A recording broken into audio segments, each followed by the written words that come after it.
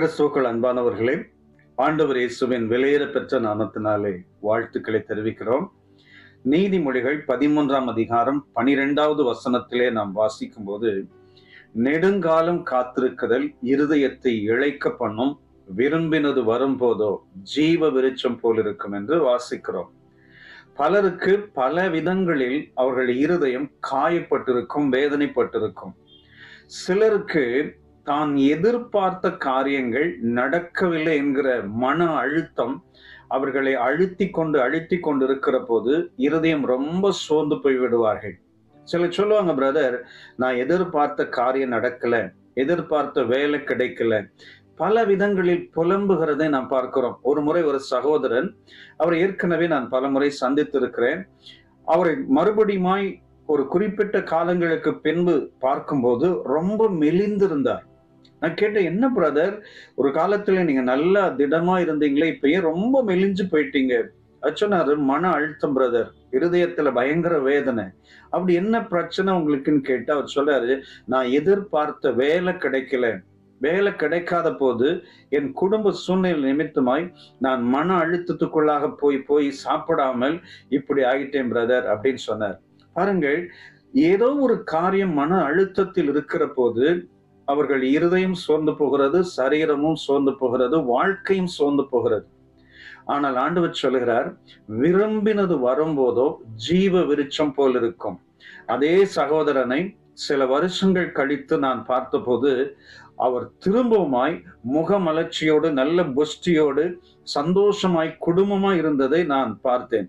பாருங்கள், ஒருத்தருடைய வாழ்க்கையில இல்லாமை வருகிற போது தோற்றம் முதற்கொண்டு மாறிவிடுகிறது, ஆனால் வந்த போது எல்லாமே மாறிவிடுகிறது. அந்த சகோதரன் சொன்னார், கர்த்தர் எனக்கு தாமதித்ததினாலே எனக்கு ஒரு பெரிய ஆசீர்வாதத்தை கொடுத்தார், இப்பொழுது நான் வெளிநாட்டில் குடும்பமா இருக்கிறேன் பிரதர் அப்படின்னு சொன்னாங்க. அப்போ தேவனாகிய கர்த்தர் விரும்பினதை கொடுக்கிற தேவன். காத்திருக்கிறது ஒரு ஆசீர்வாதம் தான். அது ரொம்ப மன கஷ்டமா, வேதனையா தான் இருக்கும். ஆனா நம்ம ஆண்டவருக்காக, ஆண்டவர் அற்புதம் செய்கிறதற்காக காத்திருக்கிற போது அது நமக்கு ஒரு பெரிய ஆசீர்வாதத்தை கொடுக்கும். அகாஸ்வேரு தன் மனைவியாக எஸ்தரை பார்த்து சொல்வார், நீ ராஜ்யத்துல பாதி கேட்டாலும் நான் உனக்கு கொடுக்கிறேன்னு சொல்லுவார். ஒரு மனுஷனே தன்னுடைய குடும்பத்துக்கு நான் உனக்கு ராஜ்யத்துல பாதி கொடுக்கிறேன்னு சொல்லும் போது, நம்மை உண்டாக்கின வெள்ளியும் பொன்னும் உடைய, வானத்தையும் பூமியும் உண்டாக்கின சர்வ வல்லமையுள்ள தேவன் நமக்கு எப்படி ஆசீர்வாதத்தை கொடுப்பார். ஆபிரகாமுக்கு ஆசீர்வாதத்தை கொடுக்கும் போது பாருங்கள், அவர் சொல்லும் போதே சொல்லுவாரு, உன்னை ஆசீர்வதிக்கவே ஆசீர்வதித்து உன்னை பெருகவே பெருக பண்ணுவேன், நீ ஆசீர்வாதமா இருப்பாய்.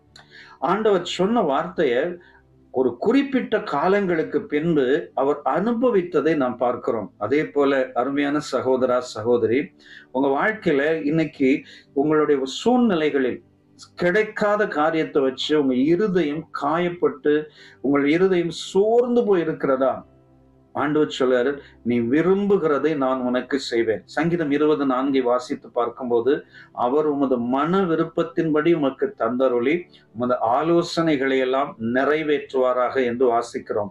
நம்முடைய ஆண்டவர் ஜெபத்தை கேட்கிற தேவன், நம்முடைய ஆண்டவர் நம்முடைய இருதயத்தை பார்க்கிற தேவன், நம்முடைய ஆண்டவர் நம்முடைய சூழ்நிலைகளை பார்க்கிற தேவன். கண்டிப்பாய் கைவிட மாட்டார். உங்க குடும்பத்துல வியாதியோடு இருக்கிறவங்க ரொம்ப காலம் கஷ்டப்படலாம். உங்க குடும்பத்தை சுற்றிலும் பல போராட்டங்கள் இருக்கலாம், சமாதானம் இல்லாமல் இருக்கலாம். ஆனால் விசுவாசத்தோடு சொல்கிறேன், நிச்சயமாக விரும்பினதை, உங்களுக்கு தேவையானதை ஆண்டவர் கண்டிப்பாய் தருவார். அந்த அற்புதம் ஒருவேளை இன்றைக்கு ஆண்டவர் உங்களுக்கு செய்யலாம். நீங்கள் சோர்ந்து போகாதிருங்கள். தாமதம் ஒரு ஆசீர்வாதம். அவர் விரும்பினதை விரும்புகிற காலத்திலே, ஏற்ற காலத்திலே கொடுத்து நம்மை ஆசீர்வதிக்கிறவர். நிச்சயமாய் உங்கள் வாழ்க்கையிலே ஒரு பெரிய அற்புதத்தை ஆண்டவர் செய்வார். உங்கள் இளைத்து போன, உங்களுடைய சோர்ந்து போன உள்ளத்தை தேவன் திடப்படுத்தி பெரிய அற்புதங்களை செய்ய போகிறார். காத்திருப்போம், நிச்சயம் பதில் உண்டு. சேர்ந்து ஜெபிக்கலாமா? அன்பு நிறைந்த பிதாவே, இயேசுவின் நாமத்தினாலே நாங்கள் நன்றி செலுத்துகிறோம். இதை பார்க்கிற நம்முடைய அன்பான பிள்ளைகளுடைய வாழ்க்கையில இயற்கைக்கு அப்பாற்பட்ட அற்புதம் நடக்கட்டும். நம்முடைய பிள்ளைகளை சந்தோஷப்படுத்தும், ஆசீர்வதிப்பீராக. அவர்கள் கேட்கிற காரியங்களை தந்து தேவன் உதவி செய்யும்படி ஜெபிக்கிறோம். இயேசு இரட்சகர் நாமத்தில் பிதாவே, ஆமென், ஆமென். God bless you. Amen.